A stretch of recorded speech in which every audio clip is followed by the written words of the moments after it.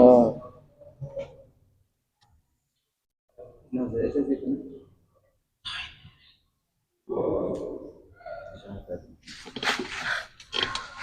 Tá bem.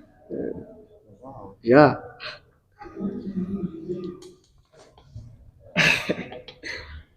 Paz do Senhor, amados irmãos. Desculpa. Paz do Senhor, internautas. Paz do Senhor, compatriotas. Paz do Senhor, mamã. Paz do Senhor, jovem. Paz do Senhor a todos que nesta tarde estão nos assistindo. Queremos pedir as nossas desculpas, nossas sinceras desculpas. Estávamos com um problema de som, um problema técnico, mas graças a Deus a nossa equipa técnica, né, já deu uma resolução para isto.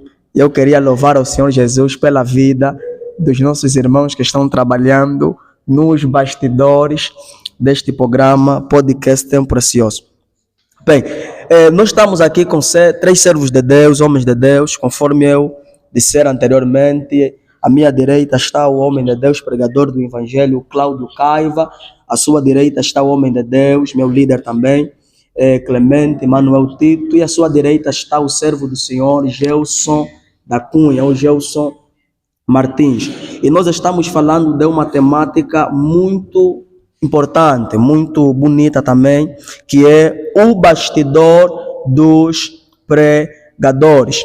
Nós ouvimos, né, através dos nossos irmãos, que estamos a falar de bastidor, né, a tudo aquilo que acontece fora das câmeras, ou do outro lado das câmeras, que normalmente, né, o público não sabe, o público não vê, está relacionado a isolamento, aquilo que um apresentador, um jogador, um pregador vive no seu particular. E eu coloquei uma questão, né, antes de nós fazermos uma pausa, né, eu disse que existem alguns pregadores que no momento que estão a pregar a palavra, né, muita glória, revelação daí e tudo mais, eles têm a tendência de trazer assuntos dos bastidores para quê? Para o púlpito.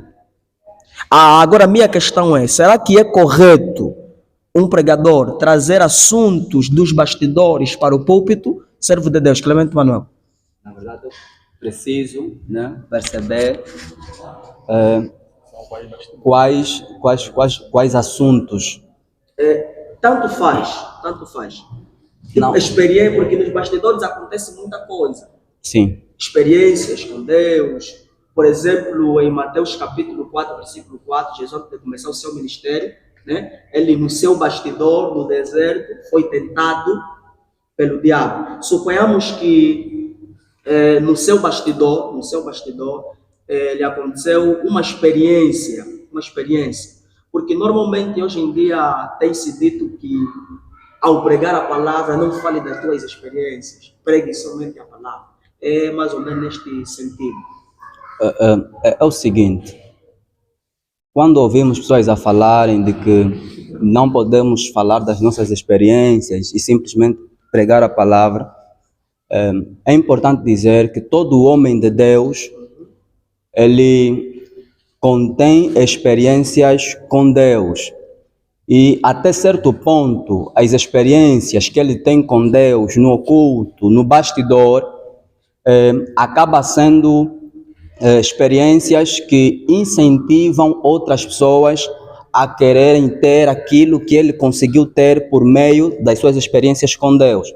Então, até certo ponto, contar as nossas experiências no púlpito, para quem nos ouve enquanto pregamos, nada tem de errado. Olhamos para os homens de Deus conhecidos a nível mundial, são pessoas que em alguns momentos das suas ministrações contam os testemunhos, contam as suas experiências que tiveram com Deus enquanto jovens, enquanto crianças, e acabam nos motivando, né, até certo ponto de querer buscar mais a Deus, porque a pessoa que a gente admira teve e tem tido experiências com Deus. Então, no altar, a gente prega sim a palavra de Deus, mas as experiências de todo homem de Deus, até certo ponto, só levam as pessoas mais a Deus e nunca distante de Deus, se na verdade queremos contar essas experiências. São experiências que, quando temos o contato com elas, acabam nos levando mais a Deus. Recentemente, sim. Então, nesse contexto aqui, então, logo chega a ser importante, né? Chega a ser crucial que, de algumas vezes, o pregador partilhe, né, suas experiências nos bastidores, no púlpito. Chega a ser importante, né? Tem temas que é importante que o pregador em si tenha experiências para falar do mesmo tema. Tá? Suponhamos que estamos a falar de um tema baseado em oração. Suponhamos que o tema é os resultados da oração.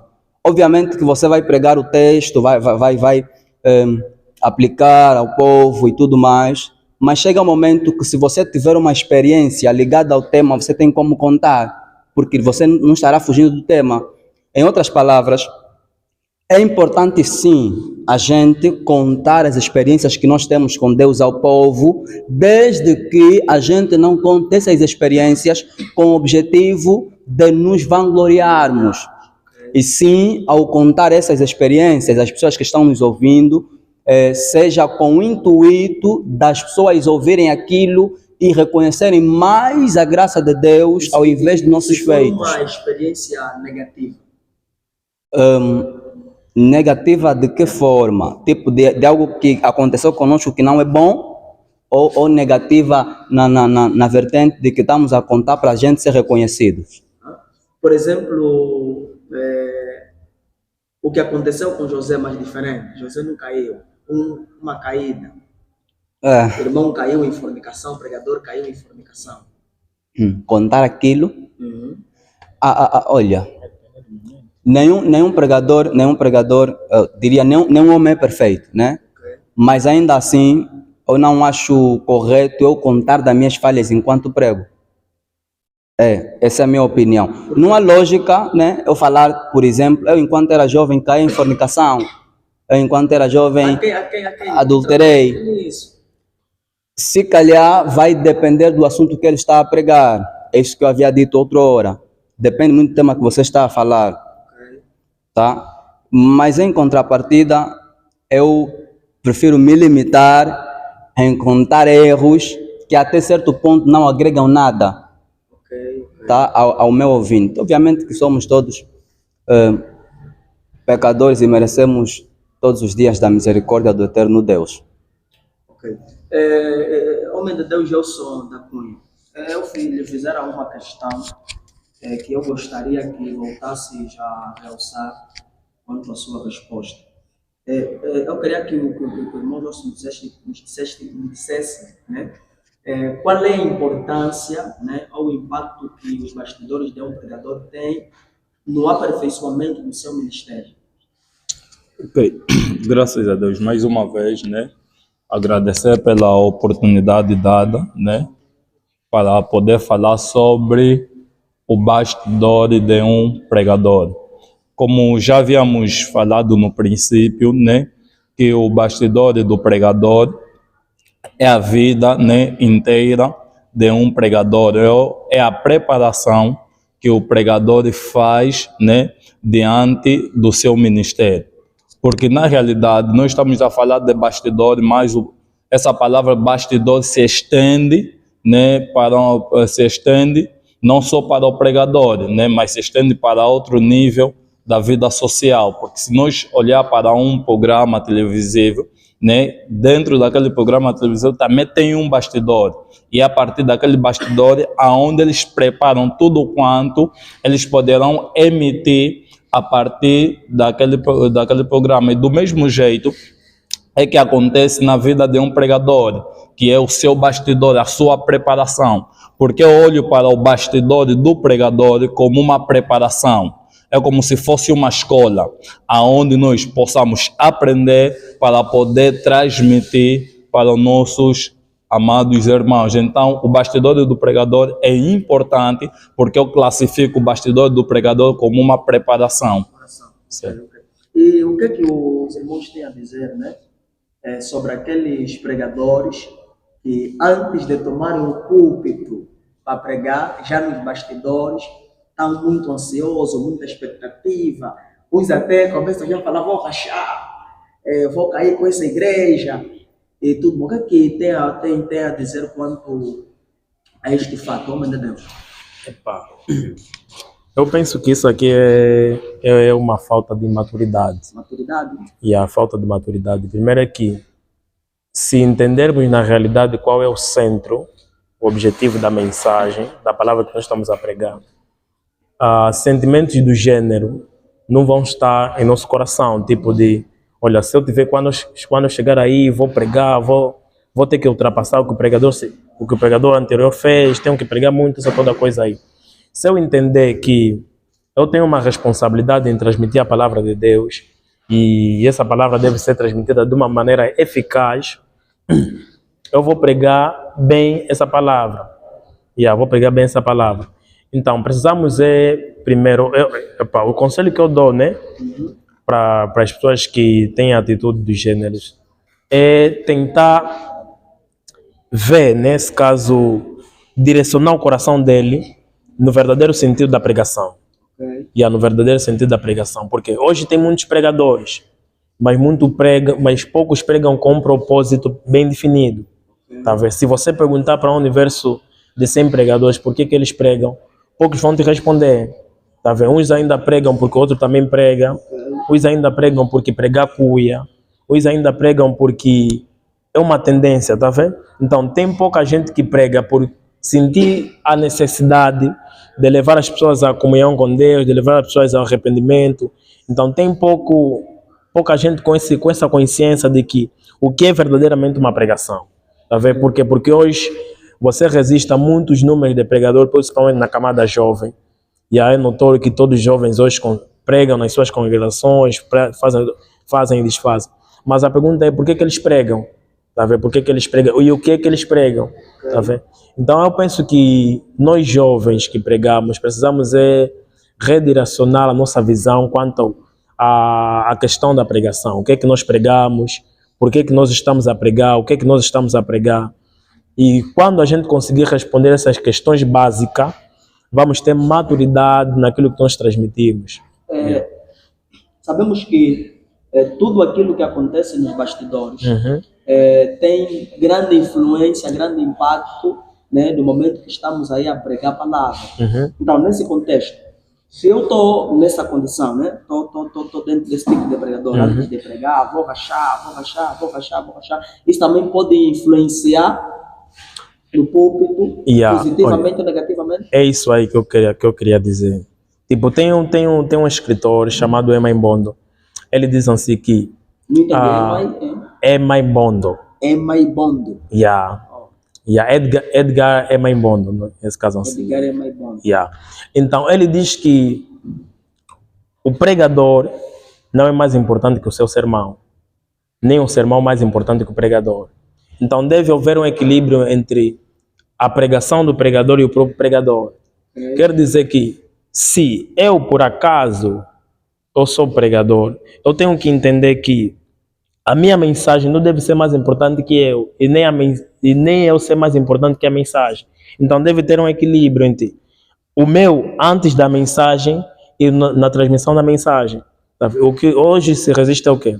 É que temos uma mensagem, mas agora o pregador não está constituído para pregar essa mesma mensagem. Primeiro que vem a ansiedade, vem muita coisa que hoje chamam-se também de depressão espiritual.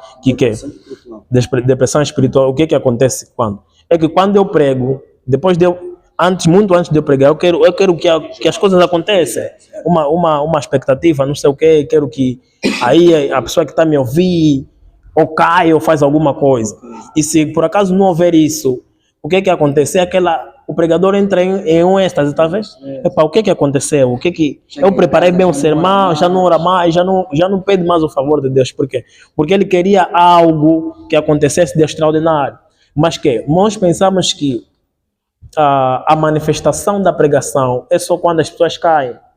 Mas só a pregação em si já é poderosa para quem ouve. Porque eu posso ouvir uma mensagem do Pedro, mesmo não caindo, não chorando, mas só o fato de eu ouvir aquela mensagem tocar no meu coração já criou um estrago, já fez algo positivo na minha vida. Tá vendo? Então é isso que acontece. Hoje nós queremos uma coisa estrondosa, parece que é um terremoto, um vento, algo assim tem que acontecer na igreja, mas não entendemos que a maior manifestação da mensagem é a conversão do coração. Tá vendo? É o estado do nosso coração. Se por acaso eu estava em um desânimo e essa mensagem me alegrou, isso já fez muito do que deveria fazer. Já fez muito do que deveria fazer. Então penso que os pregadores deveriam, muito antes de amar o resultado da pregação, simplesmente se focar naquilo que querem transmitir. Se focar naquilo que querem transmitir. Homem de Deus Clemente Tito, quais são as dificuldades que um pregador pode encontrar no seu bastidor? Graças a Deus. É o seguinte, eu desde muito cedo sempre tive o objetivo de buscar aquilo que é a vontade de Deus para mim, né? E perceber na verdade o que é que Deus quer que eu faça enquanto pregador. Tem algo que precisamos colocar a par quando se fala da vida do pregador em si. É o seguinte, o pregador não é só aquele que transmite, né, o que ele entendeu sobre a palavra de Deus. O pregador é aquele que sabe ouvir Deus e por conseguinte falar aquilo que ele ouviu de Deus ao povo. Até porque tudo que Deus fala é mediante a sua palavra e nada fora dela. Eu conto algo que aconteceu comigo recentemente. Eu preguei num ministério Combatentes da Fé em Namaianga. Eu estudei o tema e o texto que eles me deram. O tema deles foi Reavivamento Espiritual, Joel capítulo 2. Só que quando eu comecei a orar, Deus colocou em mim uma outra mensagem diferente do texto que eles haviam me dado. Mas eu estudei o texto dele, tinha a mensagem totalmente concluída. Uhum. Hoje em dia muitos já não acreditam nisso. Hoje em dia muitos, quando estão assim a se preparar para pregar, ou até mesmo quando já estão diante do púlpito, eles já não acreditam que é possível Deus, né, falar com eles no momento, ou colocar em seu espírito para trocar a mensagem, ou para trocar o tema, falar de um outro assunto. Muitos atualmente já não acreditam nisso. Sim, e como Deus ele é soberano, ele faz o que ele quer, né, quando quer e como quer. Então ele coloca aquilo em meu coração e eu logo entendi. Por mais que eu tenha estudado, investigado, feito tudo de acordo o que eu devo fazer enquanto pregador, mas quando eu recebo essa orientação de Deus, eu tive que obedecer à voz de Deus. Eu recebo, né, a orientação de Deus e fui, no entanto, guardando tudo aquilo que Deus havia me instruído e foi aquilo que eu preguei. E há algo tão prazeroso nisso, é que você vê, né, Deus te deu aquilo e depois de você pregar a confirmação, né, daquilo que Deus depositou em ti para que você pregue. Depois há pessoas que chegam no final e começam a dizer: pregador, Deus te abençoe, aquilo que você pregou é exatamente do que eu estou a viver. Que se fosse da nossa igreja, diria que alguém te contou, você falou isso no púlpito enquanto pregava. Então é sempre importante dizer que todo pregador precisa ser sensível a perceber que, em algumas vezes, Deus pode ferir o teu esboço que você mais acha importante, mais bonito, desfazer, tá? Então é mais ou menos isso. Então o pregador precisa ser sensível e perceber que antes da gente ministrar uma palavra na igreja, precisamos receber de Deus, se na verdade a mensagem é de acordo com o querer e a vontade de Deus. Então nesse contexto, né, nos bastidores, o pregador deve ser totalmente dependente do Espírito Santo. Dependente.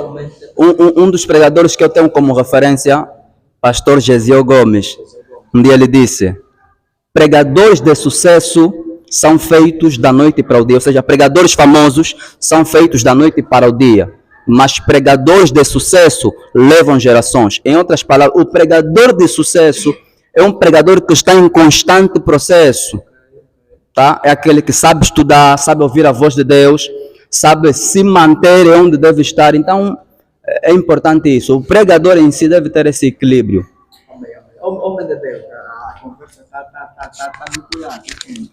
Homem de Deus, eu gostaria que nos dissesse de forma específica quais são as dificuldades que um pregador pode encontrar no bastidor. Ok, graças a Deus, né? Quando você coloca essa questão para mim, né? Para mim poder falar, né, da dificuldade que um pregador, né, encontra, né, no seu bastidor. Na realidade, eu não poderei falar de forma, né, no plural, né, mas tenho que falar no singular. Por quê? Porque eu não conheço a dificuldade que o nosso irmão Clemente, como pregador, tem passado no seu bastidor, mas eu conheço as minhas dificuldades, né, que como pregador tenho passado diante do meu bastidor, porque as experiências, né, variam. A minha experiência é diferente com a experiência do Clemente, a do Clemente é diferente com a experiência do Caiva, então isso vai variando. E sobre a tua questão, né, colocando ela para o singular, né, para mim, né, tenho se encontrado, né, algumas dificuldades como pregador, né, na preparação do sermão, na preparação da mensagem de Deus, porque nós, né, pregamos o Evangelho de Deus e nós aprendemos que a pregar o Evangelho é pregar as boas novas. E aquilo que nós pregamos, né, nos foi revelado por Deus por intermédio da sua Bíblia. E é a Bíblia que nos é dado como uma bússola, aonde na qual nós utilizamos ela para constituir um sermão. Mas também tem alguns passos, né, que nós precisamos utilizar para juntar com a mensagem que nós temos na Bíblia. Por esta razão que hoje existem livros que vêm para complementar aquilo que diz a Bíblia, porque na realidade a Bíblia é aquilo que é revelado por Deus, aquilo que Deus revelou nos 40 homens e os 40 homens escreveram, mas nós devemos saber que os 40 homens, que essas 40 pessoas são humanos e também cometem erro. Se calhar tem alguma coisa que Deus revelou para esses 40 homens e eles nem sequer colocaram na Bíblia. E Deus revelou para uma outra pessoa que nem sequer estava nesse grupo de pessoas. Escreveu também um livro, né, baseado, é como, por exemplo, falando sobre a história de Israel.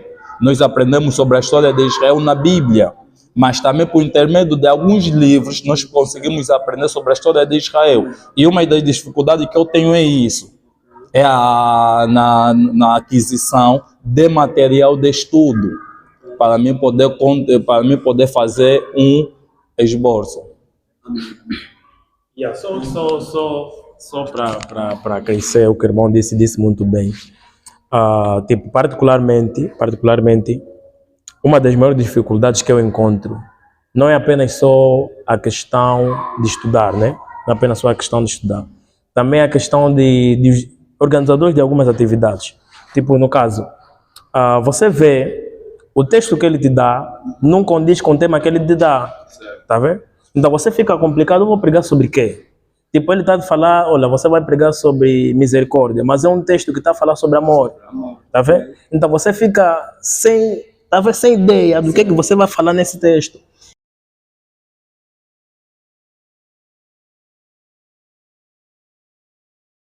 Tá. Como pregador, como é que eu vou me comportar diante dessa situação?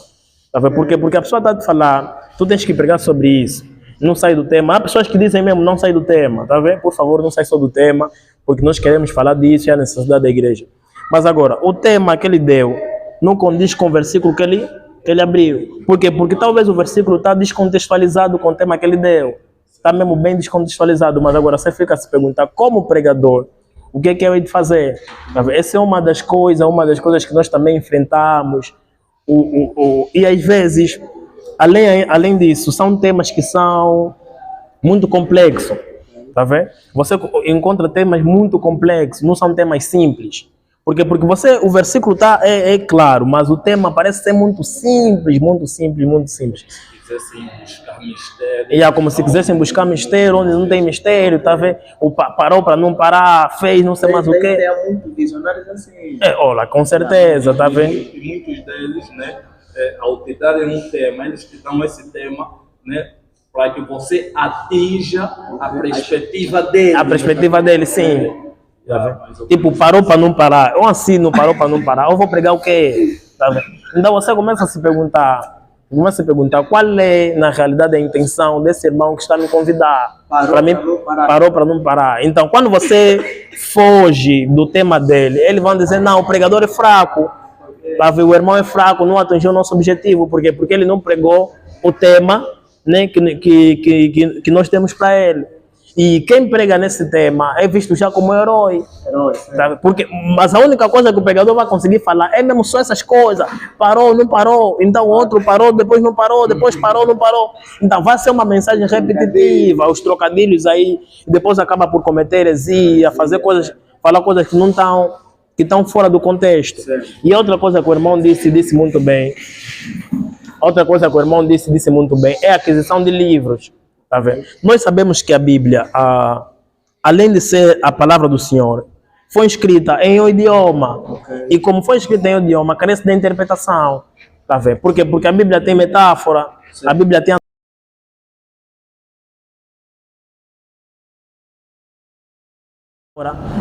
só mesmo indo falar língua estranha. Há quem acredita sim. Sim, há quem acredita sim. Por isso é que nós temos hoje pessoas que estão a pregar coisa descontextualizada para a igreja. Por quê? Porque não entendeu que além da oração, há interpretação de versículo de Bíblia. Tá vendo? Além da oração, há interpretação de versículo de Bíblia. Então precisamos entender que muito, além do bastidor do pregador, ser oração, ser a sua vida, o pregador também precisa ler.